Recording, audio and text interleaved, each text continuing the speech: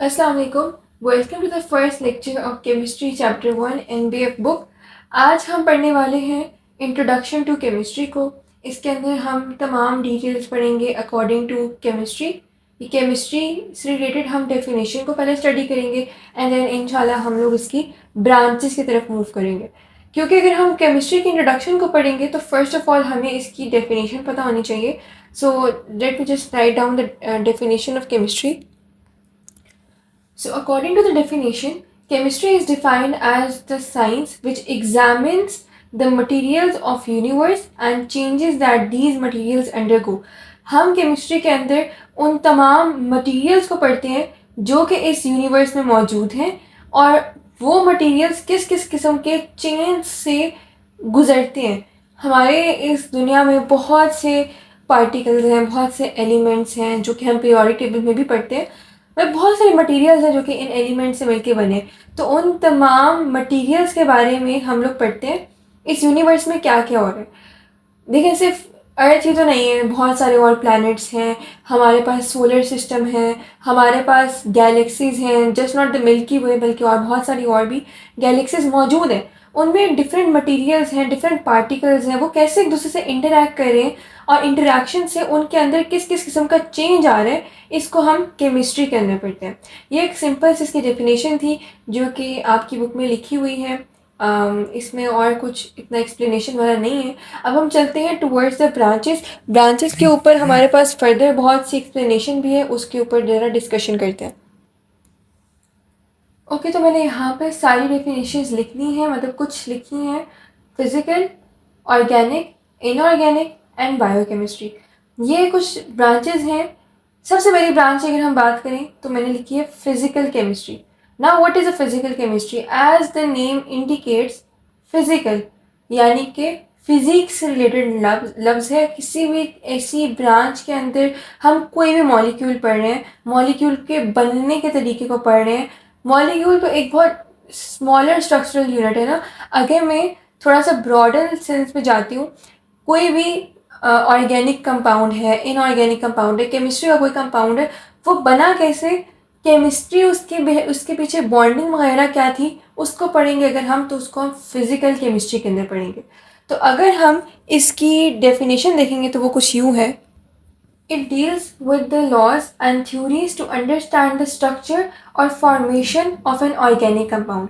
किसी भी organic compound को या किसी और कंपाउंड को बनाने के लिए जो लॉ है, लॉ से क्या मुराद है, कोई फैक्ट जिसके ऊपर कोई भी एतराज़ नहीं कर सकता। एंड थ्योरीज मतलब जिस किस्म के भी हमारे पास इंस्ट्रक्शंस की ज़रूरत होती है स्ट्रक्चर और फॉर्मेशन ऑफ एनी कंपाउंड को जानने के लिए, समझने के लिए, वो हम फिज़िकल केमिस्ट्री के अंदर पढ़ते हैं। मतलब एक बहुत सिंपल सी इसकी डेफिनेशन है जो कि आपकी बुक में भी यही लिखी हुई है। तो आई होप इसको समझ आ गई होगी। Next we just move towards the organic chemistry. Organic chemistry क्या होती है? ये एक फुल फ्लेज ब्रांच है जो कि हम सेकेंड ईयर में बहुत ज़्यादा डिटेल के अंदर पढ़ते हैं। 10th में भी हम इसको हाइड्रोकार्बन्स और ऑर्गेनिक केमिस्ट्री वाले चैप्टर में काफ़ी डिटेल में पढ़ेंगे। ऑर्गेनिक केमिस्ट्री एक ऐसी ब्रांच है जिसके अंदर हम बेसिकली कार्बन की बॉन्डिंग्स को पढ़ते हैं। मोस्ट इम्पॉर्टेंटली हाइड्रोकार्बन्स को पढ़ते हैं। हाइड्रोकार्बन से मुराद है कार्बन एंड हाइड्रोजन की जो आपस में बॉन्ड्स होते हैं उनको हम पढ़ते हैं, जिसकी वजह से इस ब्रांच को ऑर्गेनिक केमिस्ट्री का नाम दिया गया है। हर इंसान कार्बन एंड हाइड्रोजन के बॉन्ड्स से मिलके, मतलब हर लिविंग ऑर्गेनिज्म जो है वो कार्बन एंड हाइड्रोजन के बॉन्ड से मिलके बना है। तो वो भी ऑर्गेनिक कंपाउंड्स ही हैं। All the living matter, all the fossil fuels, every extant organism, every organism which was once living is the organic compound, और उसको हम स्टडी करते हैं in organic chemistry.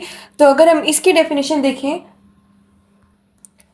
it deals with the substances containing carbon except carbonates, bicarbonates, oxides and carbides। ऊपर तक तो हमें समझ आ गई कि मतलब उन कंपाउंड्स की बात कर रहे हैं जिनके अंदर हमारे पास नेचुरली कार्बन मौजूद हो। लेकिन ये जो ब्रैकेट में आपकी बुक में डेफिनेशन के अंदर ही लिखा गया है कि हम किन किन कंपाउंड्स की बात नहीं कर रहे और किन किन को हम एक्सक्लूड करें, ये बहुत इंपॉर्टेंट है। हमने carbonates, bicarbonates, oxides and carbides को एक्सक्लूड क्यों किया है? क्योंकि मैंने पहले आपको बात बता दी कि ऑर्गेनिक कंपाउंड्स के अंदर ज़रूरी नहीं है कि जस्ट कार्बन ही हो, कार्बन का हाइड्रोजन के साथ बॉन्ड होना बहुत ज़रूरी है। आपकी बुक के अंदर जस्ट कार्बन पे ही एम्फेसाइज किया गया है, लेकिन जो केपीके की बुक है, लाहौर की बुक है, उसके अंदर ये मेंशन है बाकायदा कि कार्बन का बॉन्ड हाइड्रोजन के साथ होना ज़रूरी है। वहाँ पे ये भी लिखा गया है कि it deals with the study of the hydrocarbons, simplest definition कि जस्ट हाइड्रोकार्बन्स की स्टडी की बात हो रही है। यहाँ पे carbonates, bicarbonates, oxides and carbides को एक्सक्लूड इस वजह से किया गया है क्योंकि ये वो कंपाउंड्स हैं जिनके अंदर कार्बन का और हाइड्रोजन का आपस में बॉन्ड नहीं है। कार्बन और हाइड्रोजन का बॉन्ड हमेशा इस तरह से मौजूद होता है किसी भी ऑर्गेनिक कंपाउंड के अंदर। अगर हम सिंपलेस्ट ऑर्गेनिक कंपाउंड की बात करें तो वो मीथेन होता है, और मीथेन के अंदर कार्बन का और हाइड्रोजन का इस तरह से करके बॉन्ड बना होता है। लाइक कार्बन जो है वो 4 हाइड्रोजन के साथ मिलके बॉन्ड बना रहा होता है। ठीक है, ये एक सिंपलेस्ट डेफिनेशन थी ऑर्गेनिक कंपाउंड की। Now let's move towards inorganic chemistry. अगर ऑर्गेनिक के अंदर हमने ये डेफिनेशन लिखी है और इनऑर्गेनिक इसका बिल्कुल ऑपोजिट है, तो इसका मतलब ये होगा कि जो जो चीज़ हमने यहाँ पे लिखी है वो इनऑर्गेनिक केमिस्ट्री में मौजूद नहीं होगी। सो नाउ लेट्स सी के इनऑर्गेनिक केमिस्ट्री की क्या डेफिनेशन है। Okay, so the definition of inorganic chemistry is it deals with all the compounds except organic compounds.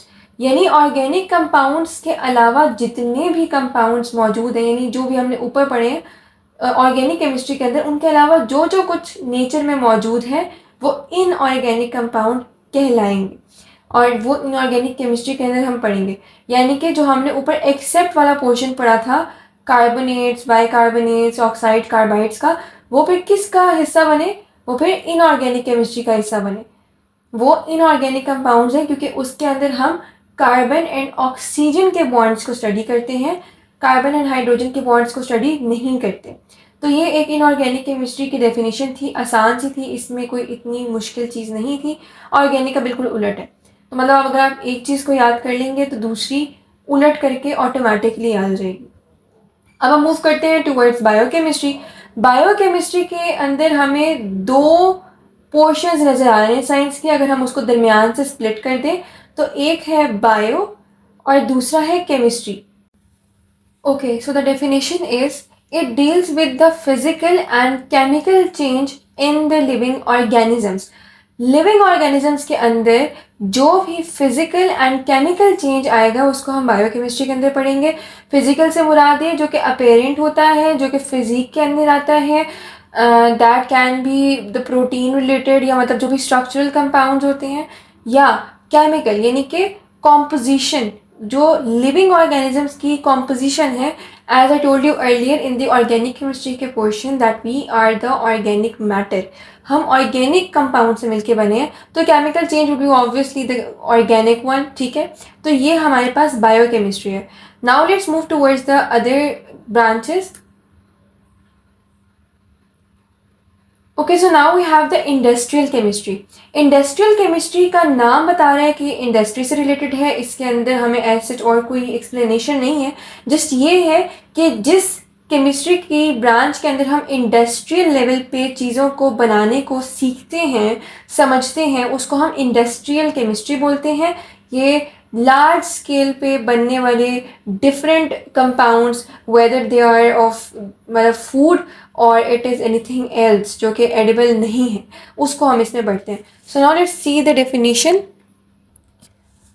Okay, so the definition is it deals with the study of methods and the use of technology in large scale production of the useful compounds.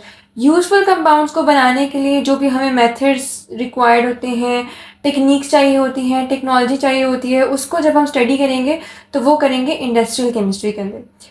Now let's move towards the nuclear chemistry. Nuclear chemistry की full fledge हमारे पास एक chapter 10th class का last I guess बनता है, उसमें हम nuclear chemistry को पढ़ेंगे। इसके अंदर हम रेडियो एक्टिव आइसोटोप्स के ऊपर बात करते हैं, रेडियो एक्टिव न्यूक्लियाई के ऊपर बात करते हैं, जिनके थ्रू हम डिफरेंट तरह के कंपाउंड जो कि न्यूक्लियर होते हैं और काइंड ऑफ वो डेंजरस भी होते हैं, उनको स्टडी करते हैं.